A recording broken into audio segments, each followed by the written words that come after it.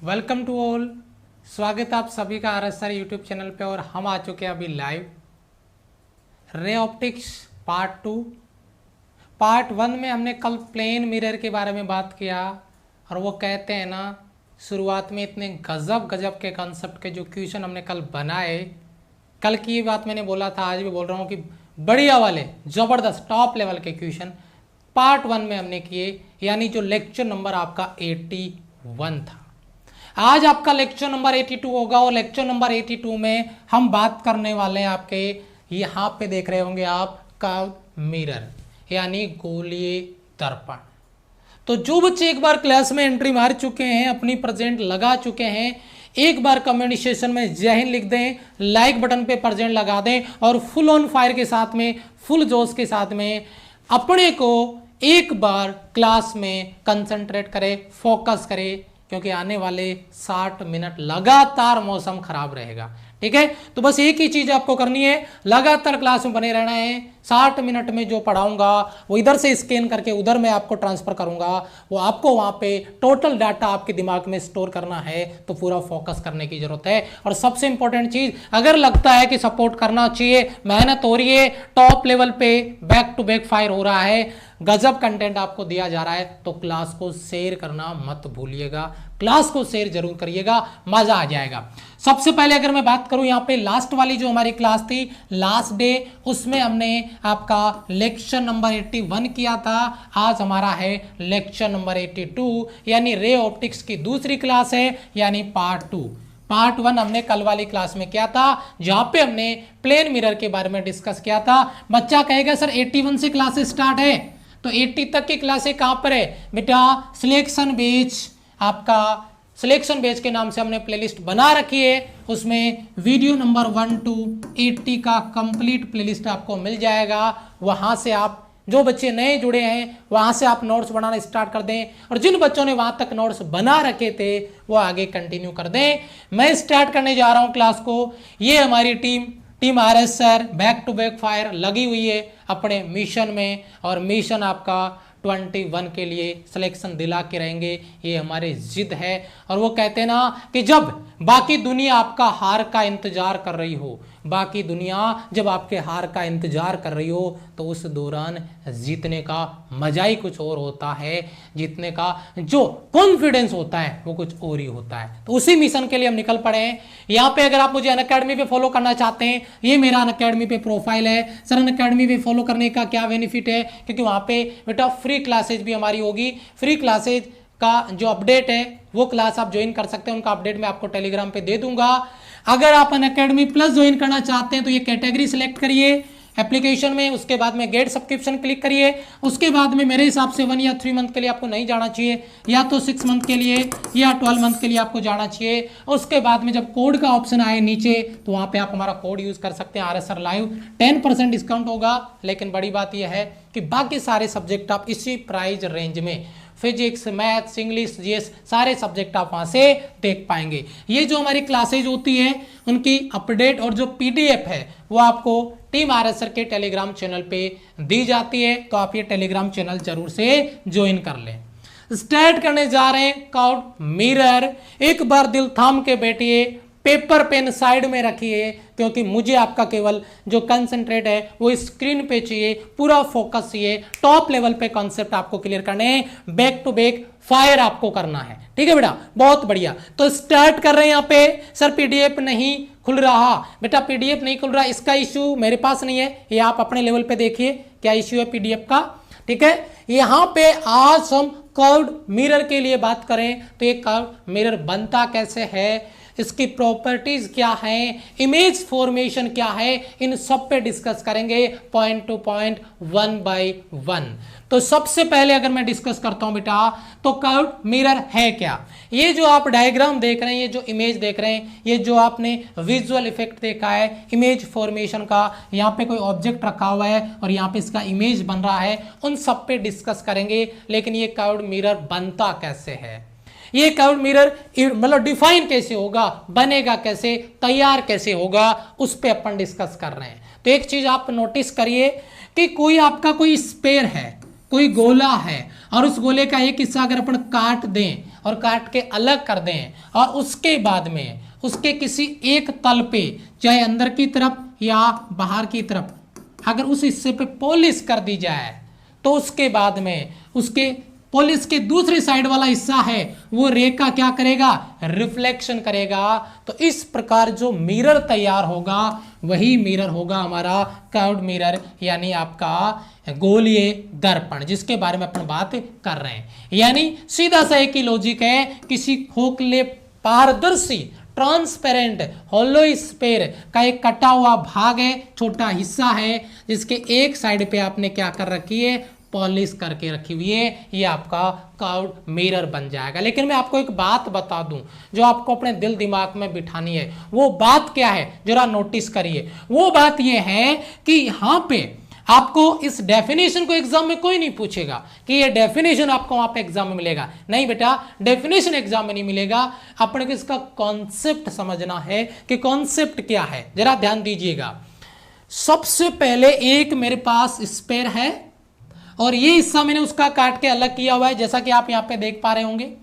इसके मैंने इस हिस्से पे पॉलिश कर दिया है बेटा, आप देख रहे होंगे, जरा ध्यान दीजिए। जब मैंने इस हिस्से पे इसके पॉलिश कर दिया तो इसका इनसाइड वाला जो पार्ट है वो क्या कर रहा है, रिफ्लेक्शन कर रहा है, परावर्तन कर रहा है। तो जब उभरे हुए हिस्से पे अगर मेरे पास इस तरीके का कोई स्फीयर है और मैं इसके पीछे के हिस्से पे जो उभरा हुआ हिस्सा है अगर मैं इस पे पॉलिश करता हूं तो ये जो मिरर बनेगा, ये मिरर बनेगा आपका जो रे को फोकस करेगा, यानी कॉनकेव मिरर, यानी अवतल दर्पण। मैं इसको कह सकता हूं ये कौन सा मिरर है बेटा, कॉनकेव मिरर है, अवतल दर्पण है। ये किरणों को फोकस करता है। एक पैरेलल रे आती है, फोकस पॉइंट से गुजरती है, पैरेलल रे आती है, फोकस पॉइंट से गुजरती है। सर हमें तो अभी फोकस पॉइंट नहीं पता, सेंटर ऑफ कर्वेचर नहीं पता, हमें प्रिंसिपल अक्स नहीं पता, वो सारी चीजें मैं आपको बताऊंगा।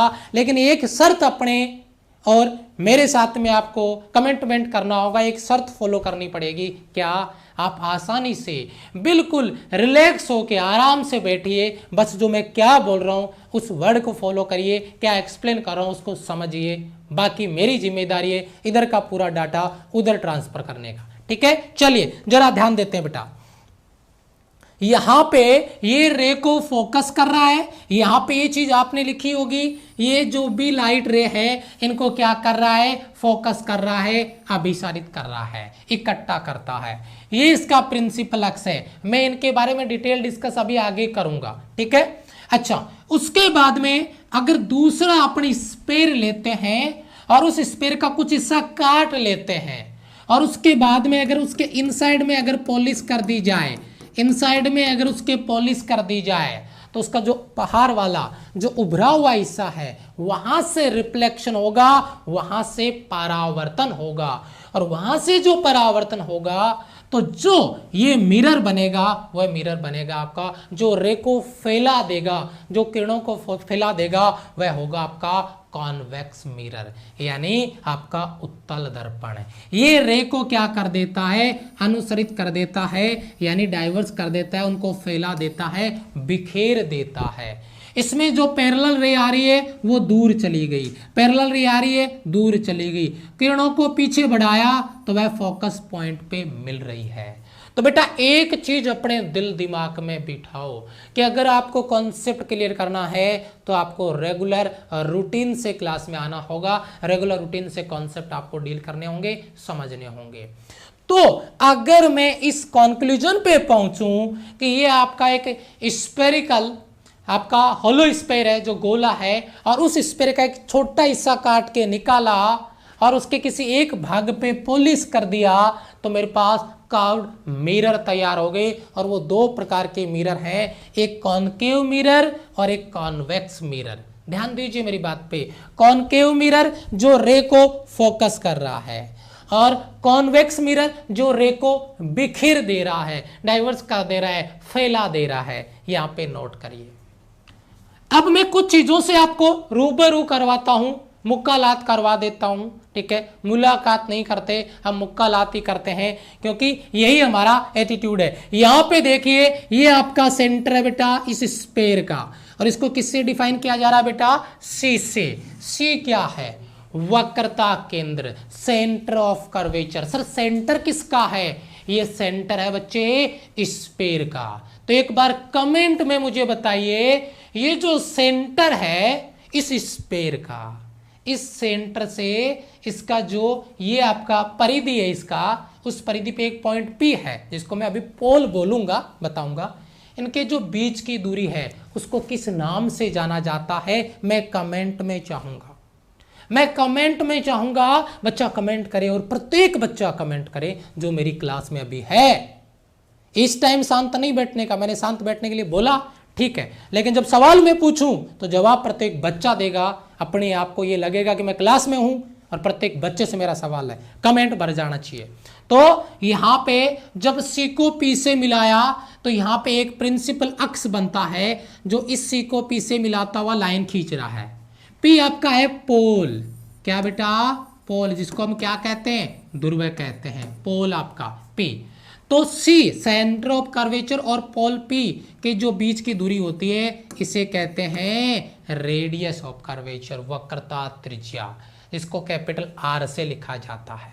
देखना, फील करना, ये दिल दिमाग में बातें। एग्जाम में डेफिनेशन बच्चा नहीं पूछेगा, एग्जाम में आपको टेबल नहीं पूछता है, 2 1 जा 2, 2 2 जा 4, 2 3 जा 6 नहीं पूछता है, लेकिन जो न्यूमेरिकल आता है उसमें करना पड़ता है। 4 3 जा 12 है, आता है ना, आता है ना, वही चीज है। अगर आपको इस कॉन्सेप्ट के बनने वाले क्वेश्चन करने हैं तो भैया ये डेफिनेशन आपको दिमाग में डालनी है, दिमाग में उतारनी है।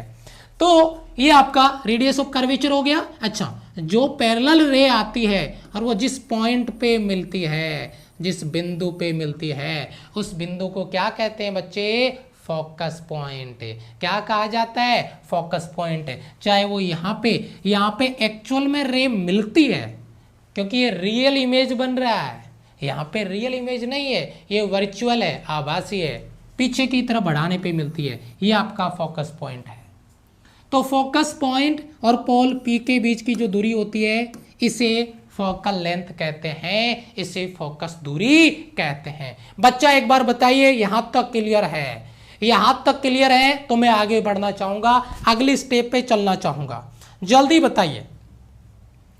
यहां तक क्लियर है तो मैं आगे बढ़ना चाहूंगा, सारे बच्चे एक बार फटाफट। और एक चीज नोट करके रखना अपने दिल दिमाग में, ये क्लास RS सर की है बेटा, जो टिक गया वो कुछ सीख गया, इधर उधर मुंह मारते रहोगे कभी कुछ कॉन्सेप्ट क्लियर नहीं कर पाओगे। अगर सीखना है तो टिकना पड़ेगा, पढ़ना पड़ेगा, बिना मेहनत के कुछ भी नहीं मिलेगा सर।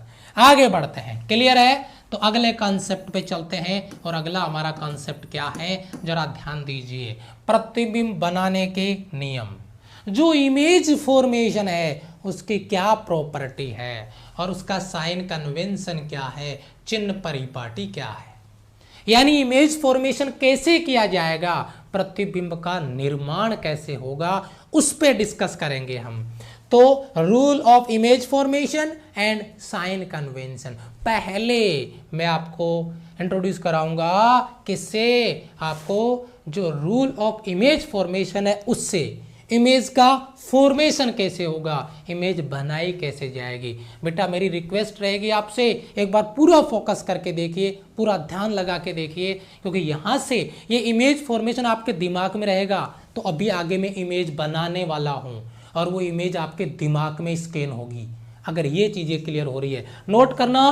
पहला पॉइंट मेरा, फर्स्ट रूल आपका क्या है, फर्स्ट रूल क्या है कि अगर कोई पैरेलल रे आती है, किसके बेटा, इस प्रिंसिपल अक्ष की, इस प्रिंसिपल अक्ष की अगर कोई पैरेलल रे आती है तो ये प्रॉपर्टी हमेशा वर्क करेगी कि या तो वह फोकस पॉइंट से गुजरेगी, फोकस पॉइंट से गुजरेगी, निकलेगी, जाएगी, या निकलती हुई, गुजरती हुई, पारित होती हुई प्रतीत होगी, रियल में नहीं गुजरेगी। बताता हूं कैसे। इधर एक्चुअल में रे फोकस पॉइंट से गुजर रही है क्या, यहां पे एक्चुअल में रे फोकस पॉइंट से गुजर रही है क्या, नहीं, क्योंकि ये आपका कॉनकेव मिरर है, ये अवतल दर्पण है, ये आपका कॉन्वेक्स मिरर है। यहां पे जो पैरेलल रे आई वो बिखर गई, वो फैल गई, तो उसको जब पीछे की तरफ बढ़ाया तो वह फोकस पॉइंट से गुजर रही है। तो यहाँ पे रियल में रे फोकस पॉइंट से गुजरेगी और यहाँ पे गुजरती हुई केवल प्रतीत होगी, वास्तव में नहीं गुजरेगी। ये दोनों चीज क्लियर है। रूल फर्स्ट दिमाग में आया क्या? यस और नो कमेंट में। अगर कोई भी पैरेलल रे आएगी किसके? प्रिंसिपल अक्ष के, तो या तो वह फोकस पॉइंट से गुजरेगी या फोकस पॉइंट से गुजरती हुई प्रतीत होगी, रियल में नहीं गुजरेगी। अगर क्लियर है तो मैं आगे रूल 2 पे बढ़ना चाहूंगा फटाफट से सर। यस सर बेटा, याद हो रहा है? चलो जी, दूसरा रूल आपका क्या है? रूल नंबर 2, जरा फील करें इसको। सर जी ये तो जस्ट उल्टा कर लेंगे, हमारा तो कॉन्सेप्ट कॉपी हो गया सर, टोटली कॉपी पेस्ट कर दिया। क्या? अगर पैरेलल आई तो फोकस से गुजरेगी, अगर फोकस से आई तो पैरेलल हो जाएगी। जरा देखो इसको, टोटल कॉपी पेस्ट, दिमाग में भी ऐसे करना है, अपनी मेमोरी बचा के रखनी है, इतनी तो है, भर जाएगी फिर, ठीक है। यानी पिछले वाले में पैरेलल आ रही थी तो फोकस से गुजर रही थी, इस बार फोकस से आ रही है। देखो जरा, फोकस से आ रही है तो क्या हो गई? पैरेलल हो गई। इसमें वास्तव में फोकस से आ रही है, इसमें फोकस से नहीं आ रही है, आती हुई प्रतीत हो रही है। कैसे? ये देखो जरा, क्या ये फोकस से आ रही है? नहीं। इसको इस तरीके से आगे बढ़ाने पे पता चला कि ये फोकस से आ रही है। रियल में आ रही है? नहीं।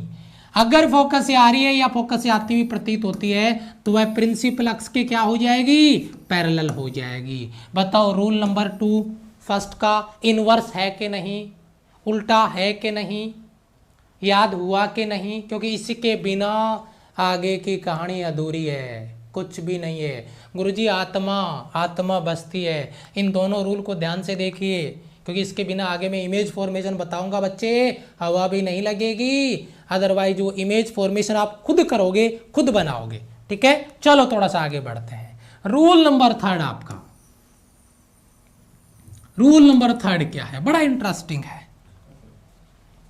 अगर इंसिडेंट रे, आपतित किरणें अगर सेंटर ऑफ कर्वेचर से आती है, अगर इंसिडेंट रे अगर सेंटर ऑफ कर्वेचर से आती है, यानी वक्रता केंद्र से आती है, तो वापस उसी रास्ते लौट जाती है जिस रास्ते वो आती है। जिस रास्ते आएगी उसी रास्ते वापस लौट जाएगी। यही कॉन्सेप्ट है आपका 3rd लॉ का, जो आपको दिमाग में रखना है। तीनों लॉ एक बार मैं रिपीट करके बताऊंगा, तुम घबराओ नहीं। ये सेंटर ऑफ कर्वेचर से आ रही थी, ये देखो जरा, टकराई और वापस आ रही है, ये देखो जरा। सेंटर ऑफ कर्वेचर से आई तो सेंटर ऑफ कर्वेचर से ही लौट जाएगी। यहां पे बड़ा इंटरेस्टिंग फैक्टर आपको देखने को मिलेगा। ये सेंटर ऑफ कर्वेचर के लिए जा रही थी, प्रतीत हो रही है, वापस लौट गई, ये देखो जरा, वास्तव में सेंटर ऑफ कर्वेचर से नहीं गुजर रही है। तो एक बार अगर तीनों लॉ आपके दिमाग में स्कैन हो गए तो एक बार मैं तीनों को एक ही डायग्राम में बताना चाहता हूं। तो एग्री करते हैं बच्चे? कमेंट में यस सर लिख दीजिए या एग्री लिख दीजिए। मैं इसको तीनों लॉ को एक साथ आपको दिखाना चाहता हूं कॉन्सेप्ट के साथ में। और वो क्या है बेटा? मैं आपको कॉनकेव मिरर के लिए ही बात करूंगा, ठीक है, क्योंकि यही है अपने काम की चीज, बाकी से मतलब नहीं है। ये इसका पोल P, ये कॉनकेव मिरर, अवतल दर्पण, ये इसका पोल P, ये इसका सेंटर ऑफ कर्वेचर C, ये इसका फोकस पॉइंट F। अब आप मुझे बताओ पहली प्रॉपर्टी क्या थी? पहली प्रॉपर्टी थी सर क्या? पहली प्रॉपर्टी थी कि अगर कोई पैरेलल रे आती है तो वह कहां से गुजर जाती है? फोकस पॉइंट से गुजर जाती है। समझ में आया बच्चे? पहला प्रॉपर्टी याद रखना, अपने दिल दिमाग गुर्दे फेफड़े में स्कैन कर लेना है। या सोनो क्लियर है सर? अच्छा जी, आगे बढ़ते हैं दूसरी प्रॉपर्टी की ओर। दूसरी प्रॉपर्टी क्या है? दूसरी प्रॉपर्टी की अगर मैं यहाँ पे बात करता हूं, दूसरी प्रॉपर्टी इसी में समझाऊंगा, मैं अलग कलर से बता रहा हूं। अगर कोई रे सेंटर ऑफ फोकस पॉइंट से आता है तो वापस क्या हो जाता है? पैरेलल हो जाता है। ये बेटा ये फोकस पॉइंट से आया और ये पैरेलल हो गया। रेड वाला पैरेलल आया था, फोकस पॉइंट से गुजर गया, तो ये आपका ग्रीन वाला नंबर 2। फील हो रहा है कुछ? इसी तरीके से याद आपको रखना है। और तीसरा जो कॉन्सेप्ट है गुरुजी, वो कॉन्सेप्ट अगर मैं यहां पे लेके आता हूं, वो कॉन्सेप्ट क्या है, अगर कोई रे सेंटर ऑफ कर्वेचर से आती है, क्या बात है, ये सेंटर ऑफ कर्वेचर से आई और गुरुजी सेंटर ऑफ कर्वेचर से वापस लौट गई। तीसरा पॉइंट, अब बताओ अगर कुछ दिल में हलचल हो रही है कि यार ये तो कॉन्सेप्ट क्लियर है, तो आप बेटा अभी का अभी ये जो इमेज फॉर्मेशन है वो अपन खुद करके दे सकते हैं, रट्टा मारने की जरूरत नहीं है। अगर ये तीनों प्रॉपर्टी आपको पता है तो इसमें एक प्रॉपर्टी और आती है जो भी मैं आपको बता देता हूं, उसकी जरूरत कई बार पड़ती है, तो उसको भी अपन थोड़ा सा डिस्कस कर लेते हैं, डील कर लेते हैं। और वो प्रॉपर्टी है आपकी क्या, जरा देखिए, जिस एंगल पे यहाँ पे ये रे आती है, जिस एंगल से शायद, हाँ जिस एंगल से यहाँ पे आती है, अगर ये थीटा एंगल पे आती है तो थीटा एंगल से ही वापस रिफ्लेक्ट होगी, यानी जो एंगल ऑफ इंसिडेंस है वो एंगल ऑफ रिफ्लेक्शन के बराबर होगा। लेकिन कहाँ पे बेटा, पोल पे। ये चौथी प्रॉपर्टी, लेकिन इसका यूज बहुत कम आता है, इसका यूज बहुत कम होता है। अगर ये तीनों प्रॉपर्टी बच्चे का क्लियर है तो मैं आगे बढ़ना चाहता हूं।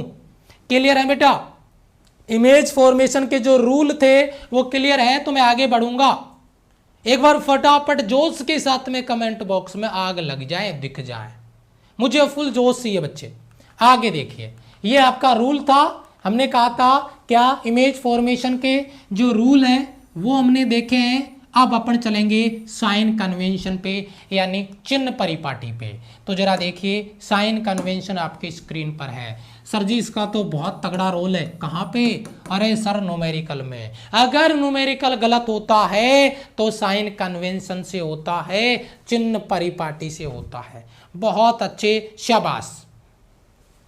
साइन कन्वेंशन का कैसे यूज करना है, बहुत तगड़ा यूज है भैया, बहुत इंपॉर्टेंस है इसका, ये अलग ही लेवल का एटीट्यूड रखता है। साइन कन्वेंशन कैसे यूज करना है, और ये चीजें भी बच्चा जो रट्टा मारता है वो न्यूमेरिकल नहीं कर सकता। यहाँ से कैसे इसका यूज करना है, क्या इसकी प्रॉपर्टी, एक बार फील करना, फिर अपन आगे बढ़ेंगे, बात करेंगे। जरा ध्यान दीजिए, सबसे पहले अगर मैं बात करता हूं इंसिडेंट रे की, ये मान लीजिए आपका कोई भी आपका मिरर है, चाहे आप प्लेन मिरर ले लो, चाहे आप कर्व्ड मिरर ले लो, चाहे आपका कॉन्वेक्स मिरर ले लो या कॉनकेव मिरर ले लो, ठीक है, उससे फर्क नहीं पड़ता है। एक का बेटा इंसिडेंट रे, ये डायरेक्शन आपको नजर आ रही होगी, ये आपका प्रिंसिपल अक्स है, ये आपका मिरर या आपका लेंस, जो भी अपन ले रहे हैं, मैंने मिक्स करके लगा दिया ताकि आप कंफ्यूज नहीं हो जब मैं लेंस पढ़ाऊं तब भी। तो लेंस या मिरर यहां पे जो भी होगा उसको मान लिया हमने।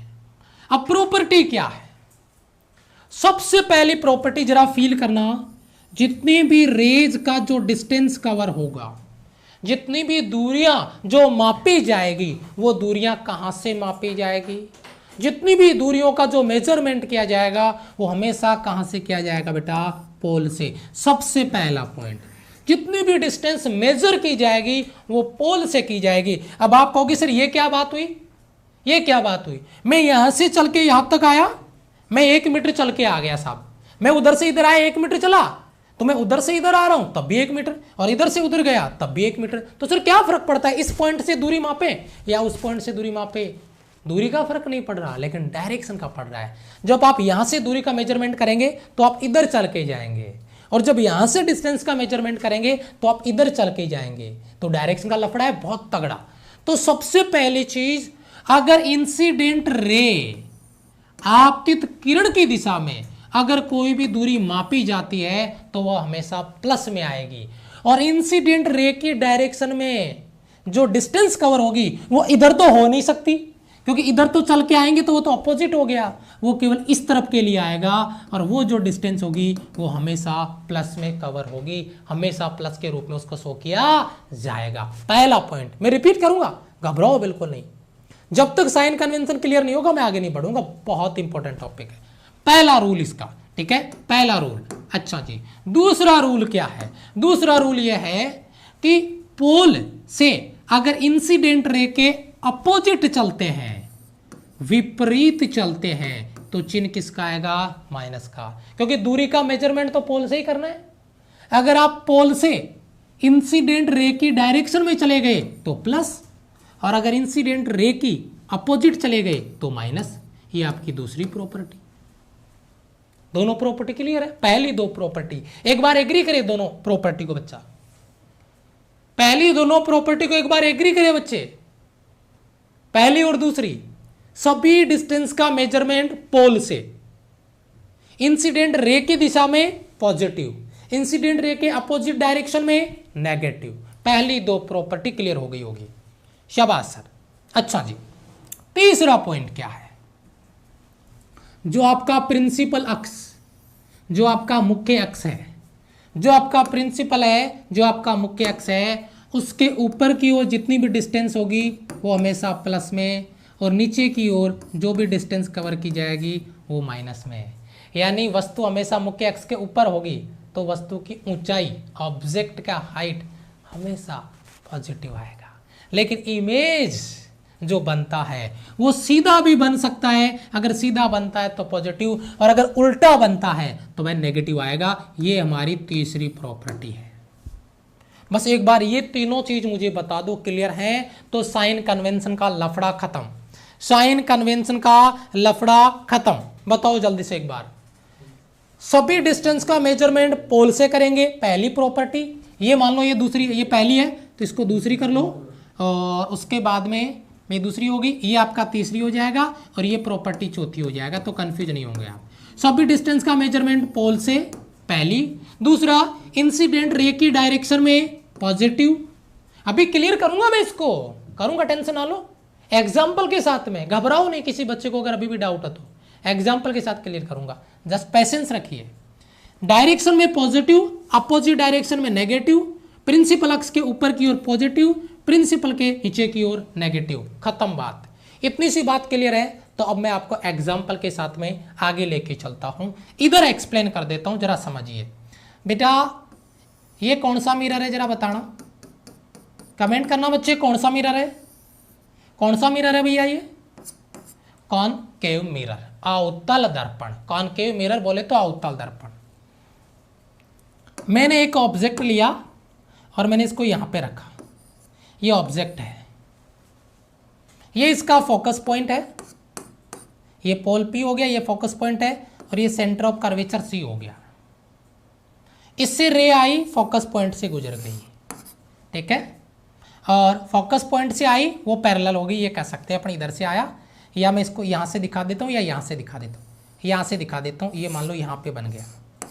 इमेज फॉर्मेशन ये भी हो सकता है या ये भी हो सकता है, जो भी है आप बना सकते हैं। ये ऑब्जेक्ट है, ये आपका इमेज है। जरा मुझे एक बात बताओ बच्चे, ये ऑब्जेक्ट की जो दूरी होती है हमेशा क्या होती है बेटा? u। कहां से मापी जाएगी? पोल से। तो बताओ u प्लस का हुआ या माइनस का? आपको इस ऑब्जेक्ट की दूरी को मापने के लिए पोल से इधर चलना पड़ेगा, यस और नो, और इधर चल के आएंगे, ये इंसिडेंट रे का डायरेक्शन, ये आपके चलने का डायरेक्शन, तो u किसका हो गया? माइनस का। एक बार मुझे एग्जाम्पल के साथ बताओ, u किसका हो गया? माइनस का, नेगेटिव हो गया। अच्छा, ये इमेज बन गया, इमेज का डिस्टेंस हमेशा क्या होता है? v के रूप में रिप्रेजेंट करते हैं। अच्छा, डिस्टेंस कहां से मापनी है? पोल से, तो पोल से हम इधर चल के आ रहे हैं तो v भी माइनस का, क्योंकि आप यहां से चल के इधर आओगे तभी तो ये दूरी मेजर करोगे। अच्छा, ये सेंटर ऑफ कर्वेचर है, और सेंटर ऑफ कर्वेचर की पोल से जो दूरी होती है वो क्या होता है? r। बताओ r किसका? प्लस का या माइनस का? सर जी r भी माइनस का, क्योंकि दूरी इधर चल के आना है। अच्छा, दूसरा बेटा ये f और पोल P के बीच की दूरी क्या होती है? फोकस दूरी। सर ये भी किसका? माइनस का, क्योंकि सारी दूरियों का मेजरमेंट उसी डायरेक्शन में है, और वो इंसिडेंट रे के अपोजिट है, और इंसिडेंट रे के अपोजिट डायरेक्शन में होने की वजह से सारे साइन, सारे चिन्ह क्या आ गए बेटा? नेगेटिव आ गए। ये बात आपको ध्यान में रखनी है। अभी मैं इन सबको फील कराऊंगा कॉनकेव और कॉन्वेक्स के साथ में, बस तुम तैयार हो जाओ। सबसे पहले ये टेबल आपको बताने से पहले कि इमेज फॉर्मेशन किसका कहां पे बनेगा, उससे पहले मैं इसको इंट्रोड्यूस करूंगा एक इमेज के साथ में, एक डायग्राम के साथ में, और फिर हम आगे बढ़ेंगे। कॉन्सेप्ट क्या है? एक मिरर है बेटा, इस तरीके से जरा फील करना बच्चे। सारा मसाला एक में भर दूंगा, पूरा का पूरा मसाला एक ही में भर दिया जाएगा आपका, जरा ध्यान दीजिएगा। इसी मिरर में पूरा का पूरा ये टेबल बताऊंगा बच्चे, ये पूरा टेबल कॉपी करूंगा, एक इमेज में पूरा टेबल। फोकस करने की जरूरत है, ढंग से ध्यान देने की जरूरत है, ध्यान दीजिएगा, ठीक है? Yes sir, okay. ये मैंने एक मिरर बना दिया, और ये इसका प्रिंसिपल अक्ष है बेटा, ये इसका प्रिंसिपल अक्स है, ये पोल P है, और ये इसका फोकस पॉइंट F है, और ये इसका सेंटर ऑफ कर्वेचर C है। बेटा ध्यान दीजिएगा, जरा गौर से फरमाइएगा, जो भी आपका कॉन्सेप्ट है वो यहां से क्लियर करेंगे। ये आपका कॉनकेव मिरर है, अवतल दर्पण है, और इसी का यूज होगा, मैं पहले ही बता रहा हूं आपको, ध्यान दीजिएगा मेरी बात पे। सबसे पहला पॉइंट जो इमेज फॉर्मेशन है, गोलीय दर्पण से जो प्रतिबिंब निर्माण की स्थिति, आकार और जो प्रकृति है उन पे बात कर रहे हैं, क्योंकि सवाल आया है एग्जाम में, कैसा इमेज बनता है, उल्टा बनता है, इरेक्ट बनता है आपका, या आपका जैसे कह सकते हैं वर्चुअल है, रियल है, स्मॉल है, ग्रेटर है, सारी चीजें इक्वल साइज का है। पहला कॉन्सेप्ट है, अगर किसी ऑब्जेक्ट को इनफाइनाइट पे रखा जाए, नोट करना मेरी बात, पहला पॉइंट फील करना इस बात को, क्योंकि बहुत इंपॉर्टेंट पॉइंट पे डिस्कस करने जा रहे हैं। अगर किसी ऑब्जेक्ट को इनफाइनाइट पे रखा हुआ है तो कमेंट में मुझे जवाब चाहिए, उसका इमेज कहां पे बनेगा, उसका इमेज कहां पे बनेगा, फोकस पॉइंट पे। उसका इमेज कहां पे बनेगा, फोकस पॉइंट पे। अगर अनंत पे वस्तु रखी हुई है तो इसका इमेज बनेगा फोकस पॉइंट पे। और मैं इस चीज को पॉइंट टू पॉइंट आपको क्लियर करता हुआ लेके चलूंगा आगे। और वो आपका पॉइंट क्या है, जरा गौर फरमाइए। ये देखिए, ये आपका मिरर कौन सा है, कॉनकेव। ये आपकी पोजीशन, ये आपका इमेज कहां बनेगा, ये उसका मैग्निफिकेशन, और ये उसका नेचर। सबसे पहला पॉइंट मैं यहां पे आपको बात कर रहा हूं, पहला पॉइंट इनफाइनाइट पे रखा हुआ है ऑब्जेक्ट को। अगर ऑब्जेक्ट को इनफाइनाइट पे रखेंगे तो इमेज कहां पे बनेगा, फोकस पे। मैं पूरा का पूरा टेबल इसमें भर दूंगा। इनफाइनाइट पे ऑब्जेक्ट को रखा तो बेटा इमेज कहां पे बन गया, फोकस पॉइंट पे बन गया, इधर बन गया।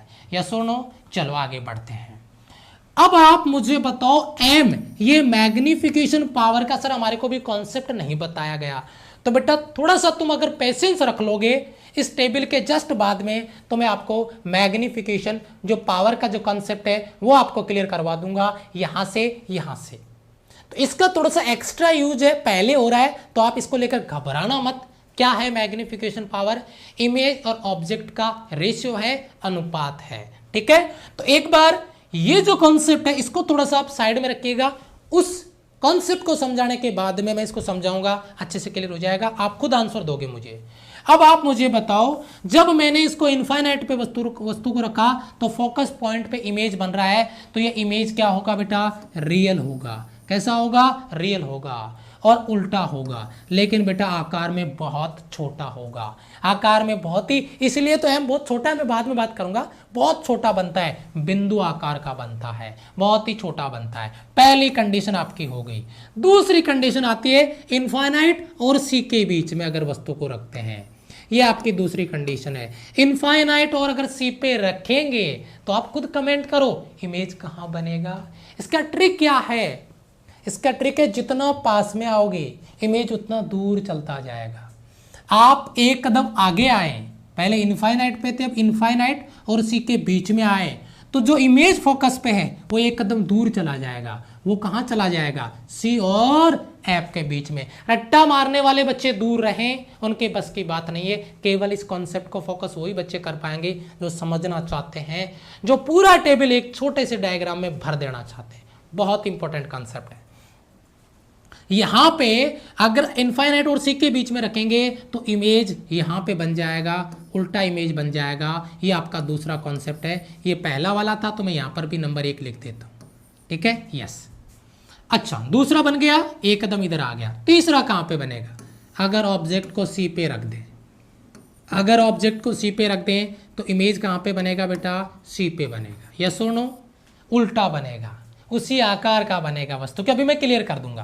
तो याद रखने का तरीका जो बता रहा हूं, एक कदम आगे गए, एक कदम इधर पीछे आ गया। अच्छा, अब चल रहे हैं हम 4 पे, सी और एफ के बीच में। ये मान लो कहीं पे यहां पे रखा 4 नंबर, सी और एफ के बीच में, तो इमेज एक कदम और दूर आ गया, तो आ गया सी और इनफाइनाइट के बीच में कहीं पे यहां पे। ये आपका 4 नंबर। अब आता है 5 नंबर। 5 नंबर कहां पे बेटा, फोकस पॉइंट पे। तो इमेज कहां पे बनेगा, इनफाइनाइट पे।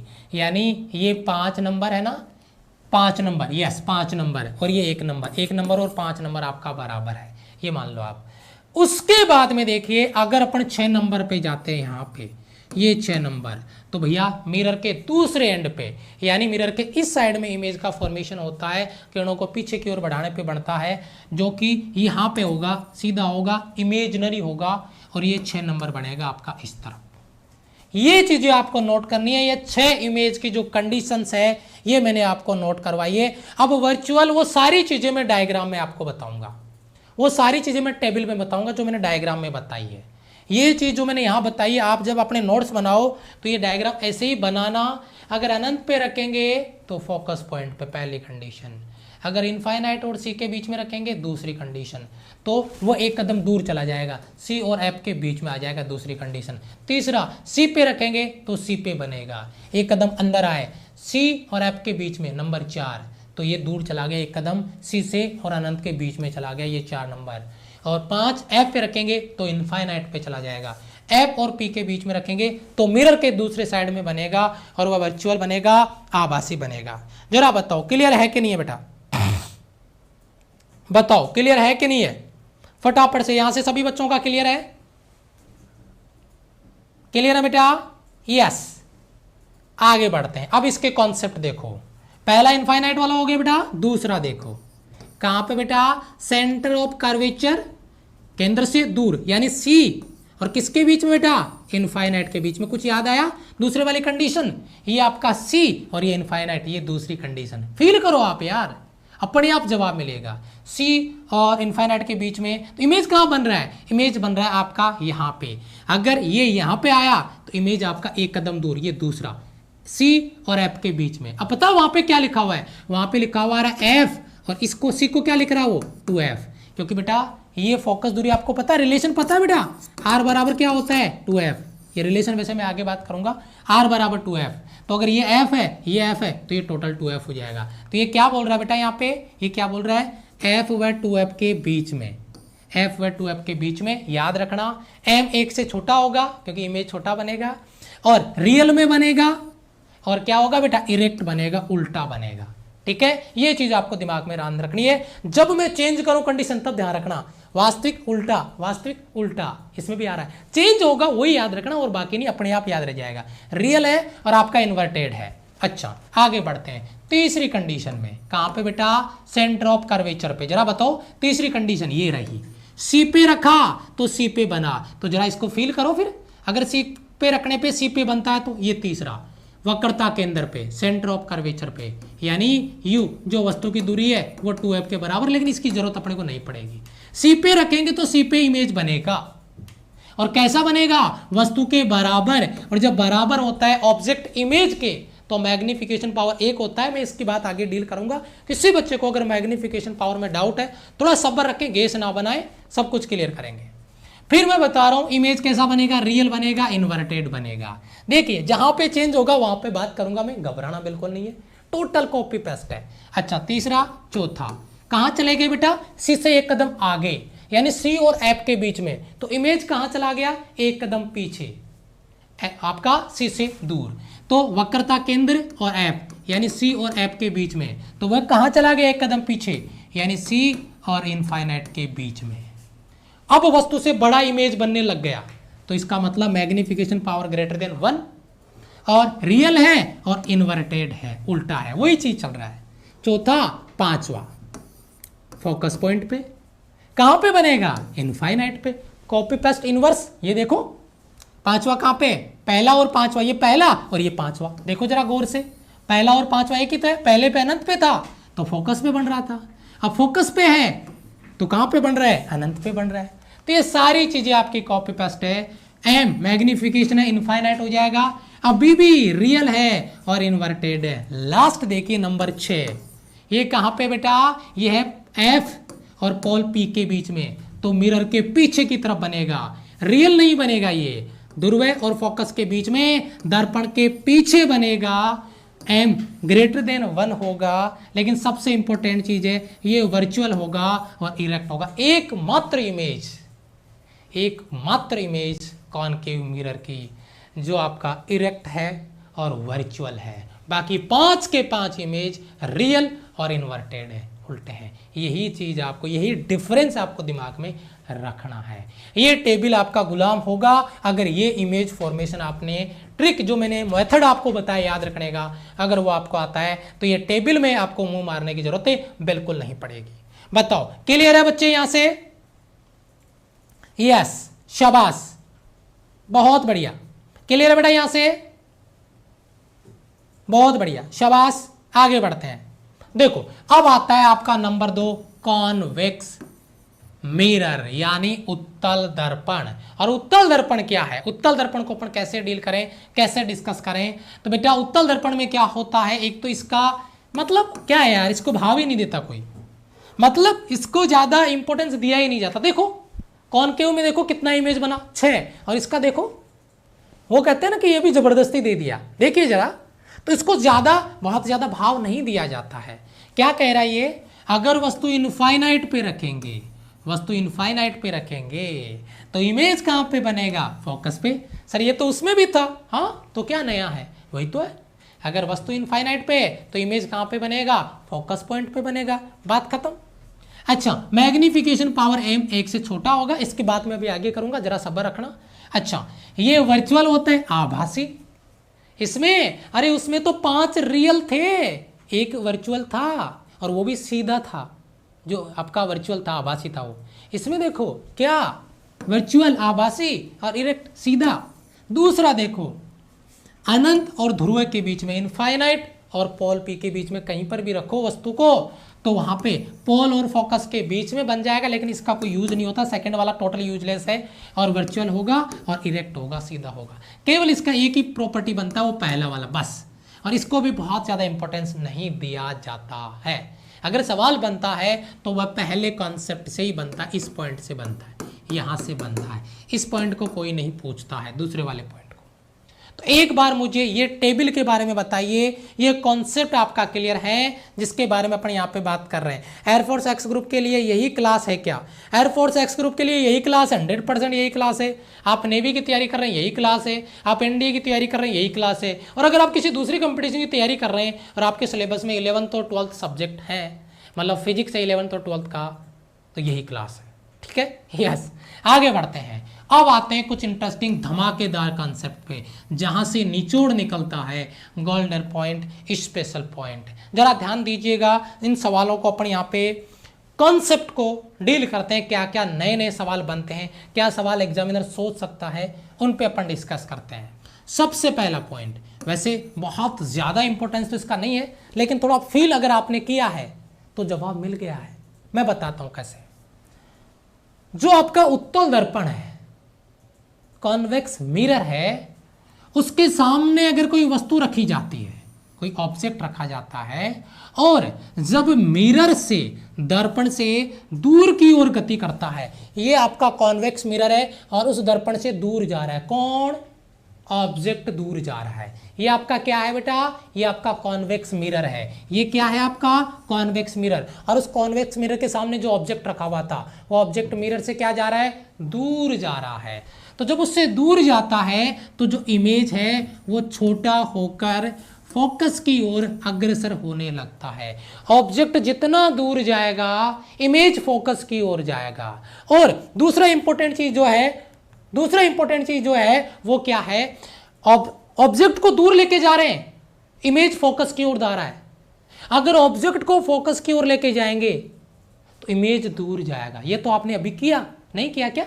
मैं फील कराता हूं कैसे नहीं किया। ये देखो, जब अपन अनंत पे थे तो इमेज कहां पे था? फोकस पॉइंट पे। अब हम फोकस पॉइंट की ओर बढ़ते जा रहे हैं, image number 2, number 3, number 4, number 5, बताओ दूर जा रहा कि नहीं जा रहा? हम फोकस की ओर गए, इमेज दूर चला गया।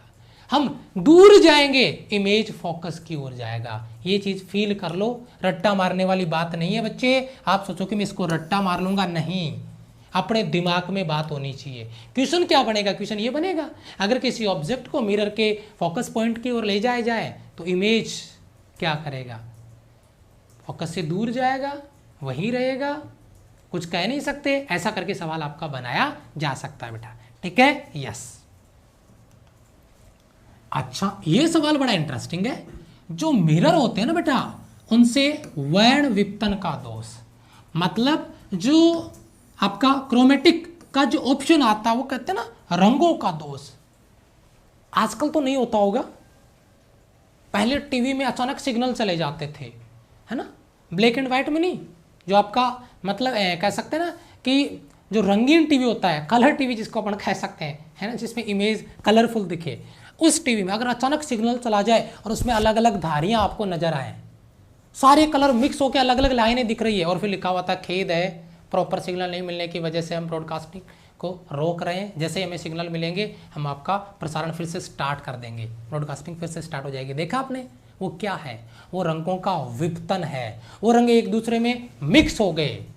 तो ये बताया जा रहा है कि अगर मिरर आपके पास है, अगर दर्पण आपके पास है, तो इस दोष वर्ण विपतन के दोष को दूर किया जा सकता है। ये दोष उसमें पाया ही नहीं जाएगा, ये दोष आपको देखने को नहीं मिलेगा अगर आपने मिरर यूज किया है, तो अगर आपने दर्पण यूज किया है तो। ठीक है, मैं अगले वाले स्पेशल पॉइंट पे चलता हूं, पहला, दूसरा और ये आपका तीसरा। ये बड़ी इंटरेस्टिंग चीज है भाई, मैं क्या ही बोलूं इसको, मैं क्या बोलूं, ये तो इसमें तो कोबरा वाला जहर है गुरुजी, बहुत खतरनाक सवाल आपका। जरा एक बार इस सवाल को पढ़ लो, अगर इस तरीके का सवाल आ गया तो 0.1% बच्चे सही करेंगे, 99.99% बच्चे गलत करेंगे।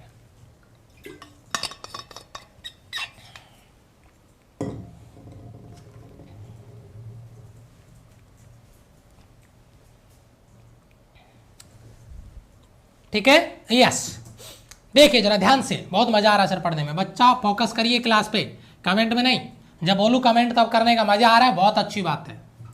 अगर मैं बात करता हूं बेटा कॉन्वेक्स मिरर की, उत्तल दर्पण की, तो जो इमेज है, जो इमेज का मैक्सिमम डिस्टेंस है, वो केवल और केवल फोकल लेंथ के बराबर है। अधिकतम दूरी, फोकस दूरी, इससे ज्यादा नहीं हो सकती इमेज की। अधिकतम जो दूरी है वो फोकस दूरी हो सकती है, उससे ज्यादा आगे नहीं हो सकती इमेज की। किसकी बोल रहा हूं बेटा, इमेज। अच्छा अच्छा, मतलब जो इमेज बनेगा वो फोकस पॉइंट से आगे नहीं जाएगा, बिल्कुल सही पहचाने हैं। अगर ये आपका इधर पॉलिश करेंगे तभी तो भैया कॉन्वेक्स बनेगा। तो इसका जो इमेज फॉर्मेशन, अगर इधर वस्तु रख रहे हैं, अगर इधर वस्तु रख रहे हैं, अगर इधर वस्तु रख रहे हैं, अगर इधर वस्तु रख रहे हैं इधर, तो मान लो इसको पीछे की ओर बढ़ाने पे इधर यहाँ पे इमेज बन रहा है, तो वह मैक्सिमम फोकस पॉइंट पे हो सकता है। और वो कहाँ पे, जब वस्तु को इनफाइनाइट पे रखा हुआ हो। तो इमेज का मैक्सिमम डिस्टेंस केवल और केवल फोकल लेंथ हो सकता है। ये बहुत बहुत इंपॉर्टेंट सवाल है। मैं कहूँगा 99% बच्चों ने तो ये कॉन्सेप्ट पहले पढ़ा ही नहीं होगा, इतना गजब का खतरनाक सवाल है। कॉन्वेक्स मिरर के लिए इमेज का मैक्सिमम डिस्टेंस फोकल लेंथ के बराबर होता है। दिल, दिमाग, गुर्दे, फेफड़े में स्कैन हो जाना चाहिए। बहुत तगड़ा सवाल है, गजब का क्वेश्चन है।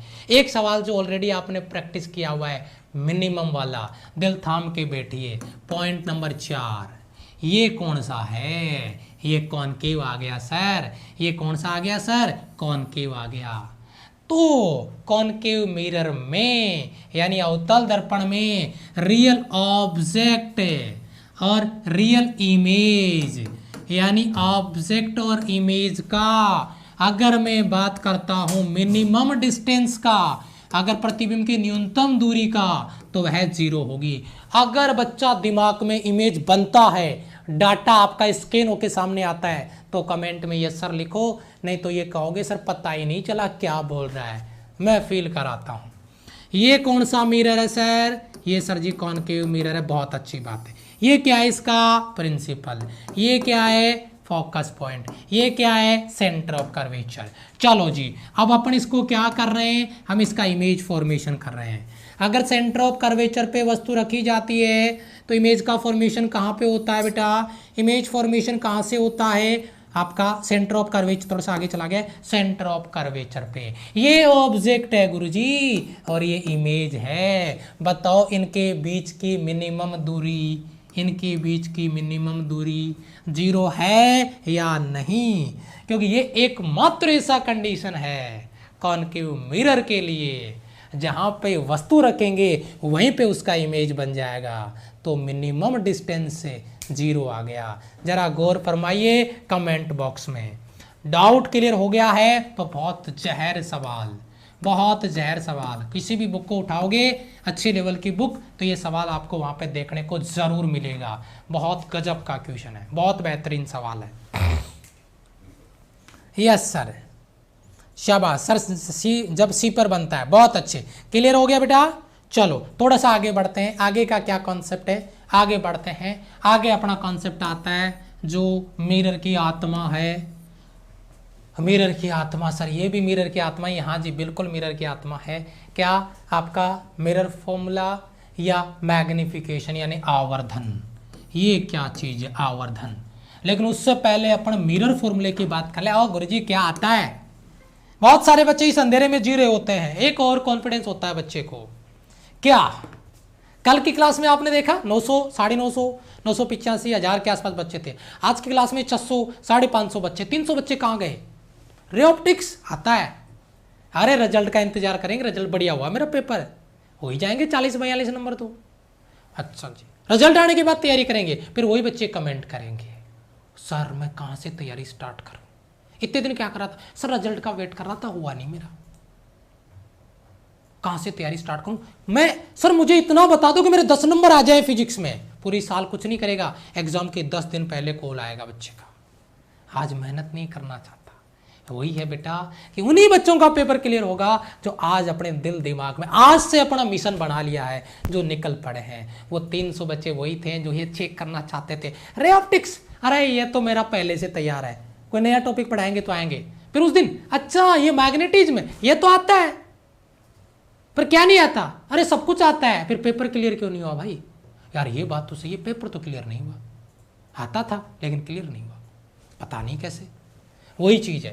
तो मिरर फॉर्मूला आपको आता होगा, लेकिन इसका जब न्यूमेरिकल बनता है ना कॉन्सेप्ट के साथ में, बहुत अच्छा बेहतरीन सवाल बनता है। 1/f बराबर 1/v प्लस 1/u। याद रखिएगा बेहतरीन न्यूमेरिकल बनता है साइन कन्वेंशन के साथ में, चिन्ह परिपाटी के साथ में। याद रखना साइन कन्वेंशन के न्यूमेरिकल बहुत खतरनाक बनते हैं, गजब के बनते हैं। तो इसमें तो क्या ही बोलूँ मैं, आ गया ना, क्या ही बोलना है ना, देख लेना आप। लेकिन अपन बात करते हैं मैग्निफिकेशन की, आवर्धन की। शॉर्ट में बात करूंगा, केवल फॉर्मूले की बात करूंगा, बाकी दुनियादारी साइड में। क्या क्या है मैग्निफिकेशन। रामायण देखिए आपने, जब भगवान बजरंग बली नाम लेते हैं भगवान श्री राम का और जैसे बोलते हैं जय श्री राम, और फिर उसमें वो क्या बन जाते हैं, बाहुबली बन जाते हैं, बहुत बड़े हो जाते हैं, उनका आकार बढ़ जाता है। वो क्या है, वो मैग्निफिकेशन है, वो आवर्धन है। वो क्या है, वो मैग्निफिकेशन है, वो आवर्धन है। वस्तु उतनी, अरे भगवान जो अपने जो बनाते हैं, रामायण बना रहे होते हैं, जो प्रोड्यूसर होते हैं, अब वो जो इंसान है जिसको हनुमान जी बनाया गया है वो तो उतना ही है, उसको थोड़ी खींच के बड़ा कर देंगे, फिर वो बड़ा कैसे हो गया। वो यही तो है मैग्निफिकेशन, आवर्धन। कैसे बनता है, इसको कंपेयर किया जाता है बेटा साइज ऑफ ऑब्जेक्ट बटा साइज ऑफ इमेज। तभी मैं देखूं सर, आप कह रहे थे m is very very greater than 1, m is greater than 1, फिर आपने बोला m इक्वल 1, फिर आपने बोला m लेस देन 1, फिर आपने बोला m is very very less than 1। इसका क्या राज है गुरुजी, इसका राज यही है मैग्निफिकेशन यानी आवर्धन। कैसे सर, बताता हूं। साइज ऑफ ऑब्जेक्ट है, मान लो साइज ऑफ ऑब्जेक्ट है ना, वो 3 सेंटीमीटर है, 3 सेंटीमीटर की वस्तु है, और उसका साइज ऑफ इमेज, जो इमेज बनता है वो उससे बड़ा बन गया, वो मान लो 5 हो गया, 5 सेंटीमीटर का बन गया, तो 3/5। बताओ ये 1 से छोटा आ रहा है कि बड़ा, छोटा आ रहा है। मतलब ये कि अगर वस्तु से बड़ा इमेज बन गया तो m लेस देन 1, और अगर बहुत छोटा बन गया तो m is very very less than 1।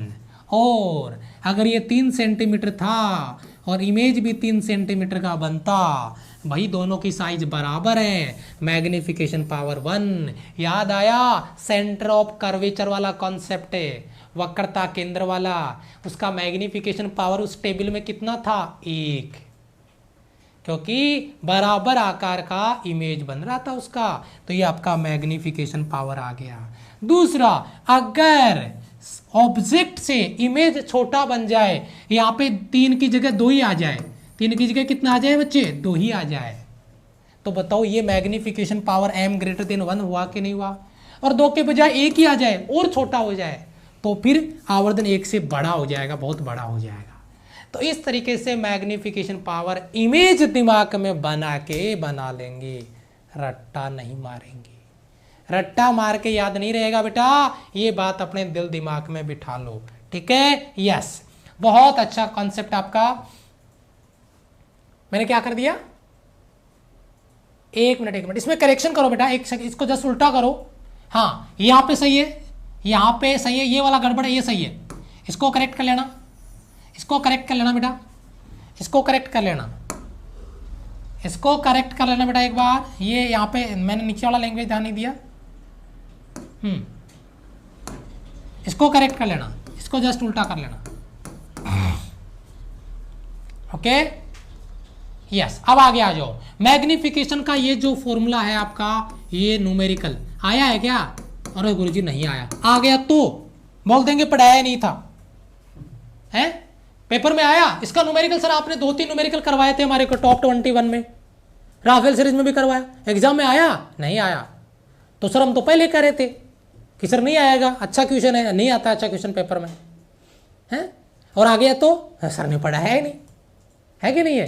तो बस ये बेटा थोड़ा सा अपने को लेवल से तैयार करिए, ये नहीं कि आपको मतलब तलवार चलाना आता है तो बेटा बंदूक चलाना भी सीख लो, क्योंकि जरूरत उसकी भी पड़ सकती है।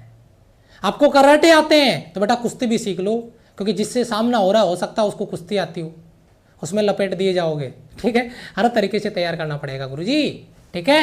यस, तो ये मैग्निफिकेशन पावर का फॉर्मूला m बराबर I upon O, I for image और for object, image upon object. ये v क्या है? अरे इमेज का डिस्टेंस, प्रतिबिंब की दूरी क्या होती है? v। और u क्या है? Distance of object. वस्तु की दूरी को हमेशा क्या लिखते हैं? u लिखते हैं, जो आपको याद में रखना है, ठीक है। तो माइनस का, सर माइनस क्यों आया? सोचने वाली बात है। सर ये माइनस क्यों आया? बहुत इंटरेस्टिंग सवाल बनता है बच्चे का। सर ये माइनस क्यों आया, जरा मैं बताऊं। कोई बच्चा कमेंट करके बताएगा सर ये माइनस क्यों आया? कोई बच्चा कमेंट करके बताएगा ये माइनस क्यों आया? ये माइनस इसलिए आया, अगर मुख्य अक्ष के ऊपर वस्तु रखते हैं तो ऑब्जेक्ट ऊपर होगा तो प्लस, लेकिन इमेज अगर उल्टा बन गया तो बेटा इमेज के साथ में जो दूरी है उसके साथ में क्या चिन्ह लगा देंगे? माइनस का चिन्ह लगा देंगे, क्योंकि वो उल्टा बन गया है। अगर ये सीधा बनता तो ये चिन्ह किसका आता? प्लस का आता। किसका आता? प्लस का। जैसे मैं कहूं आपको कॉनकेव मिरर की 5 कंडीशन, 6 में से 5 कंडीशन में m माइनस होगा, क्योंकि 5 में इमेज उल्टा बन रहा था। छठवां जो कॉन्सेप्ट था उसका, उसमें वस्तु भी सीधा रखा और इमेज मिरर के पीछे सीधा बन रहा था, छठवां कॉन्सेप्ट है वो। तो बताओ उसमें m किसका आएगा? प्लस का आएगा। बच्चा समझ रहा है क्या या रट्टा मार रहा है? समझ रहा है इस बात को जो मैं समझाने का प्रयास कर रहा हूं? क्लियर हो रहा है? यस और नो? दिवाली कब है? अरे वाह बच्चे, चांद से आया है क्या? है? रात को ही लॉन्च हुआ लग रहा है ऐसा मुझे। तो यहां पे देखिए, अच्छा एक और फॉर्मूला आ रहा है, f बटा f माइनस यू, m बराबर f upon f minus you. और अगर फोकल लेंथ और ऑब्जेक्ट का डिस्टेंस देता है तो ये फॉर्मूला लगा देंगे m का, और अगर फोकल लेंथ और इमेज का डिस्टेंस दें तो ये फॉर्मूला लगा देते हैं, ठीक है। यानी ये दोनों फॉर्मूले आपको याद में रखने पड़ेंगे, इनसे बहुत बेहतरीन न्यूमेरिकल बनता है गुरुजी, बहुत तगड़ा न्यूमेरिकल बनता है। इसका न्यूमेरिकल तो बहुत कम, रेयर चांस होते हैं कि आपको डिस्टेंस की दूरियों से इमेज निकलवा ले, इसका बहुत रेयर केस में बनता है। मैंने लिख दिया है, बाकी इसकी जरूरत पड़ेगी नहीं आपको।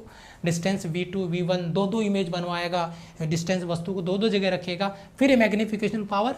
तो ये आपका बहुत रेयर केस में 0.1% भी चांस आपके मान के चलो कि है। बाकी ये सवाल बहुत इंपॉर्टेंट है, यहाँ से सवाल आपका बनेगा 101%, बहुत अच्छे लेवल का क्वेश्चन बनेगा, ठीक है। यस सर, कल क्लास होगी क्या?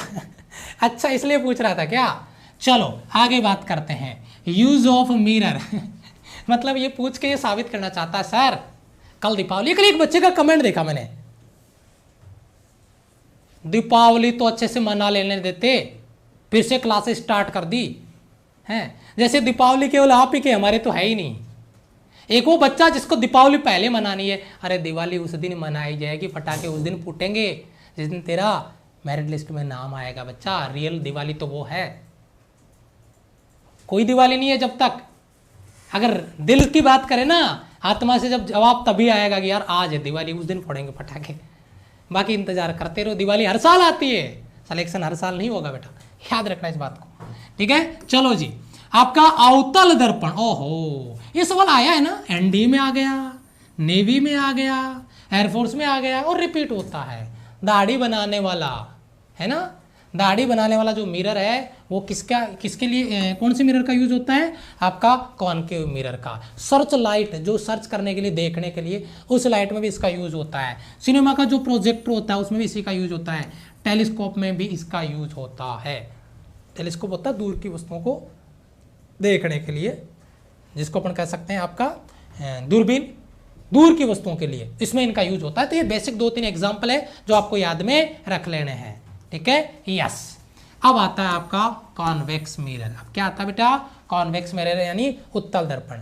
रोड लैंप में, रोड के जो लैंप होते हैं उनमें इसका यूज कर लेते हैं। सर ये क्या मजाक है, हाँ ये रे को फैला देता है, किरणों को फैला देता है, प्रकाश को फैला देता है। तो वहां पे क्या होता है, जब रे फैल जाएगी, किरणें फैल जाएगी तो दूर तक रोशनी जाएगी ना, है कि नहीं है, तो इसलिए इसका वहां पे यूज होता है रोड लैंप। ये बहुत इंपॉर्टेंट सवाल बनता है, एग्जाम पॉइंट ऑफ व्यू से। और ये सवाल तो बहुत बार रिपीट हुआ है।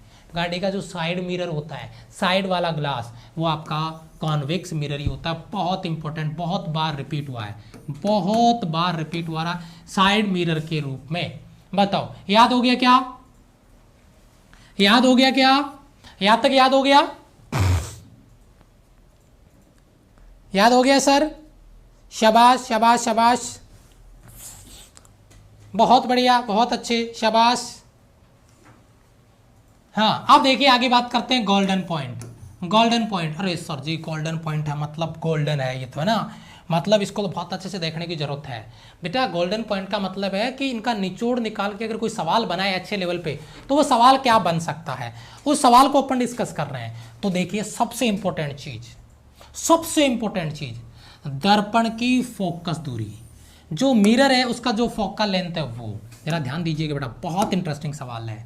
मिरर का जो फोकल लेंथ है स्मॉल एफ, उसके पदार्थ, सब्सटेंस ऑफ मिरर, उसके पदार्थ पे, पदार्थ से क्या होता है, इंडिपेंडेंट होता है मटेरियल से, उसके चारों ओर के मीडियम, माध्यम और इंसिडेंट रे के वेवलेंथ पे निर्भर नहीं करता है। मैं कहूंगा अगर आप इसका 5 स्टार लगाते हो ना तो बेटा वो भी कम है, एज इट इज क्वेश्चन मिलेगा।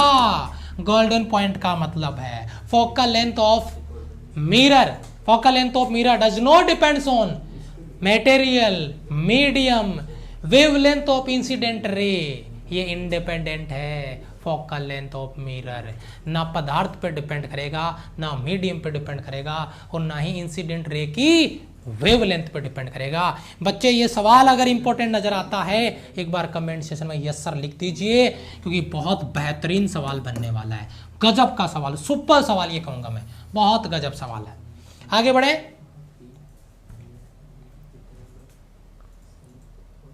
बहुत अच्छे, शाबाश।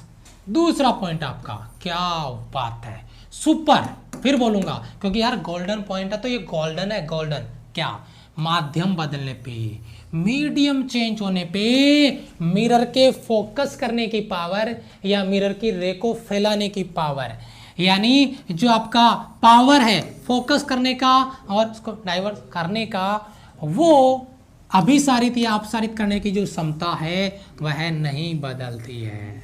मीडियम, एक सवाल देखा आपने प्रैक्टिस में, अगर किसी मिरर को पानी में रख दिया जाए या तेल में रख दिया जाए तो अभिसारित या अपसारित करने की क्षमता पे फर्क पड़ेगा, does not depends on medium, माध्यम पे डिपेंड नहीं करता है, इंडिपेंडेंट होता है मीडियम से, माध्यम बदलने पे बदल जाएगा, ठीक है। यस सर, क्लियर है बेटा, बहुत बढ़िया सवाल आपका गोल्डन पॉइंट में। और इस सवाल का तो क्या ही बोलूं सर, 3 गोल्डन पॉइंट है, तीनों के तीनों 3000 के बराबर है, ये तो बहुत तगड़ा सवाल। क्या ध्यान दीजिए मेरी बात पे, नोट करना इस बात को। दर्पण का प्रत्येक भाग, मिरर का जो भी पॉइंट आपके सामने, जो भी मिरर का हिस्सा है, वो टोटल जो ऑब्जेक्ट है उसका इमेज बनाता है, संपूर्ण प्रतिबिंब बनाता है, कंप्लीट इमेज फॉर्मेशन देता है। और यदि सवाल आया हुआ एग्जाम में, यदि मिरर का कोई हिस्सा रोक दिया जाए, ढक दिया जाए, आधे हिस्से पे पॉलिश कर दी जाए, आया है ना सवाल, याद आया होगा। हाँ, मिरर का आधा हिस्सा ढक दिया जाए तो भी, तब भी इमेज पूरा बनेगा। ये राइट और रॉन्ग स्टेटमेंट वाला क्वेश्चन है जो एनडी में पूछा गया है। अगर कुछ हिस्सा उसका ढक दिया जाए, अवरुद्ध कर दिया जाए, तो इमेज पूरा बनेगा, लेकिन उसकी इंटेंसिटी घट जाएगी बेटा। अब तक के गोल्डन पॉइंट का सुपर मोस्ट क्वेश्चन आपका एनडीए में, ये सवाल राइट और रॉन्ग स्टेटमेंट के रूप में पूछा गया है। बेहतरीन सवाल है। अगर मिरर का आधा हिस्सा पॉलिश कर दिया जाए, ढक दिया जाए, तो क्या होगा? तो राइट और रॉन्ग स्टेटमेंट में था, अगर अपने यहाँ पे बात करें, इमेज पूरा बनेगा लेकिन उसकी इंटेंसिटी घट जाएगी, डिक्रीज हो जाएगी। बहुत बढ़िया सवाल आपका यहाँ पर, जिस पे अपन बात कर रहे हैं, जिस पे अपन डिस्कस कर रहे हैं। बताओ, क्लियर है बेटा? लास्ट आपका गोल्डन पॉइंट है वो क्या है कि यदि कोई उत्तल दर्पण, मैं पूछूं आपसे सवाल, एक सवाल प्रैक्टिस किया मैंने, हाँ या ना, जिसका यही सवाल था वो क्या, कि यदि किसी दर्पण, उत्तल दर्पण की वास्तविक प्रतिबिंब अगर बना सकता है, हाँ या ना? क्या सर, आपने तो अभी दो ही कंडीशन बताई हमारे को और दोनों में वर्चुअल इमेज बन रहा था। कंडीशन और है, वो कंडीशन कौन सी है कि उत्तल दर्पण वास्तविक प्रतिबिंब बना सकता है? यदि हाँ तो बताओ कैसे। अगर बेटा आपने, ये इमेज है, ये आपका ऑब्जेक्ट है, यहाँ पे मान लो किरणें इधर से आ रही है, यानी फोकस पॉइंट से इधर जाके मिली, इधर से किरणें आ रही है यानी फोकस पॉइंट से इधर जाके मिली, जहाँ पे किरणें मिल रही है वहाँ पे इमेज रियल में बन गया, एक्चुअल में ऑब्जेक्ट यहाँ पे रखा हुआ था, यानी पॉइंट साइज, बिंदु आकार की वस्तु, तो उसका रियल इमेज इधर बन गया है। तो हाँ, yes, real image convex mirror से बनाया जा सकता है। बताइए, क्लियर है सभी बच्चों का? यहां से बहुत बेहतरीन सवाल है, बहुत बढ़िया। ये आपका कॉन्सेप्ट क्लियर हो गया बहुत अच्छे से, बहुत बढ़िया। ये पार्ट 2 था आपका रे ऑप्टिक्स का। टॉप लेवल पे कॉन्सेप्ट आपको क्लियर करवाए जा रहे हैं। जो बच्चा इनका इंपॉर्टेंस समझता है उसको समझ में उस दिन आएगा जब पेपर में बैठेगा, चाहे वो एयरफोर्स की तैयारी कर रहा हो, चाहे वो एनडीए की कर रहा हो, चाहे वो नेवी की कर रहा हो, चाहे मैं बात मैथ्स की करूं, चाहे मैं बात फिजिक्स की करूं, चाहे मैं बात इंग्लिश की करूं। बात करेंगे जिस दिन आप एग्जाम पेपर देके बाहर आओगे, उस दिन मैं आपके कमेंट पे रिएक्शन चाहूँगा। क्लास को भी मैं सेव करता हूँ, क्लास सेव होने के बाद में एक बार कमेंट करके ज़रूर बताइए कि जो कॉन्सेप्ट आपको दिए जा रहे हैं किस लेवल पे आपके तैयार हो रहे हैं, कैसा आपका कॉन्सेप्ट क्लियर हो रहा है। सभी बच्चों का एक बार मैं रिस्पॉन्स कमेंट बॉक्स में जरूर देखना चाहूँगा। Thank you so much, love you all. इसके जस्ट बाद में नेक्स्ट जो फैकल्टी है यानी अपनी टीम है, इंग्लिश वाले सर वो तैयार हो चुके हैं, मैथ्स वाले सर हैं वो तैयार हो चुके हैं, और उसके बाद में इंग्लिश की क्लासें बैक टू बैक फायर होगा। पहले मैथ्स वाले सर आएंगे, उसके बाद में इंग्लिश वाले सर की क्लास है, मज़ा आ जाएगा। Thank you so much, love you all, bye bye, जय हिंद।